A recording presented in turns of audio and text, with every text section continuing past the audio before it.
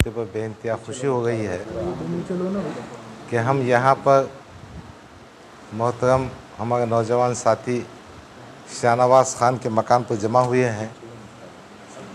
हमारे नौजवान साथी शाहनवाज़ ख़ान गुज़िश्ता कई सालों से एक बहुत ही मुनफ़रद, नुमाया और अच्छा काम अंजाम देते हैं। वो रमज़ान के मौके पर मुस्तहक़ और गरीब हमारी ख़ास तौर पर ख़वातीन माँ बहनों में कपड़े तक़सीम करते हैं। एक बड़ी मक़दार में ये तक़सीम करते हैं। आज मुझे उनके साथ मौजूद होकर आपकी मौजूदगी में इन तमाम कपड़ों को देखने का इत्तेफ़ाक हुआ। ढिगार जो ढेर था वो काफ़ी कम हो चुका है क्योंकि ऑलरेडी डिस्ट्रीब्यूशन का प्रोसेस शुरू हो चुका है। मैं आपके माध्यम से तमाम मेरे भाई बहनों को ईद उल फ़ित्र की पुरख़ुसूस मुबारकबाद देता हूँ। मैं शाहनवाज़ ख़ान को भी इस बात के लिए मुबारकबाद देता हूँ कि वो एक अच्छा काम गरीबों को मुस्तहिक़ माँ बहनों के सिलसिले में करते हैं। अल्लाह उनको जज़ाए खैर दे। अल्लाह रब्बुल इज़्ज़त की बारगाह में दुआ करता हूँ कि अल्लाह उनको इसका बेहतरीन जज़ाए खैर दे, उनके अफ़राद ख़ानदान को दे, उनकी सेहत, उनकी ज़िंदगी, उनके जायज़ ख्वाहिशात को मुकम्मल करे। उनके जो मरहूमीन हैं अल्लाह उनको जन्नतुल फ़िरदौस में जगह दे। और तमाम मुसलमानों को खुशी का पैगाम देते हुए मैं अपनी बात को ख़त्म करता हूँ। खुदा हाफ़िज़। सर एक सवाल सर, ये रमज़ान का आखिरी अशर चल रहा है, 2 दिन के बाद ईद होने वाली है और हर कोई चाहता है कि हमारी दुआएं करें। आप एमआईएम पार्टी के वर्किंग प्रेसिडेंट है, उपाध्यक्ष है, तो एक पार्टी के सदर होने के हैसियत से आवाम से कोई दुआ की अपील करेंगे सियासी एतबार से कुछ इस मौके से? दरअसल देखिए, ये वक्त कोई सियासी बात करने का नहीं है, मगर एक बात मैं कहना चाहूँगा कि पूरी दुनिया में बिलखुसूस गज़ा के मुकाम पर, फ़लस्तीन के मसले पर तमाम मुसलमान दुआएं कर रहे हैं।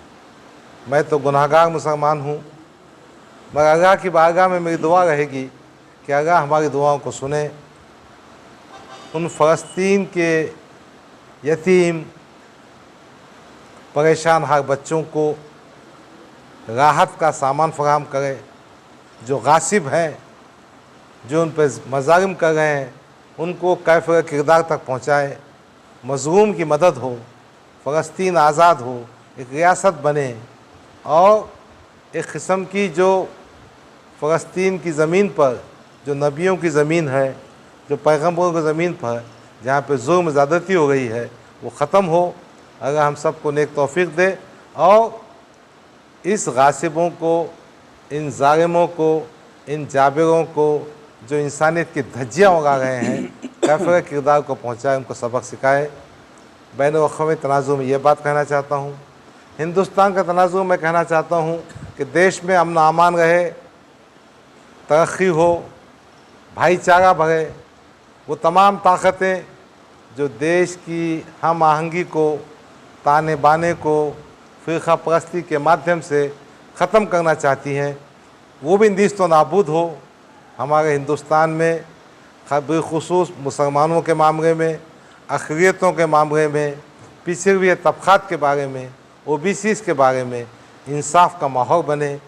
यही दुआएं इस मौके पर करना चाहता हूँ। बहुत शुक्रिया। खुदा हाफ़िज़।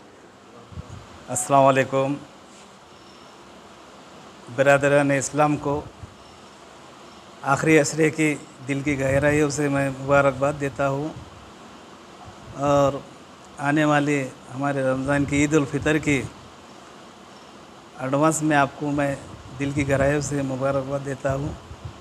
हर साल हमारा छोटे खानी ज़रा छोटा सा प्रोग्राम रहता है कपड़े डिस्ट्रीब्यूशन का।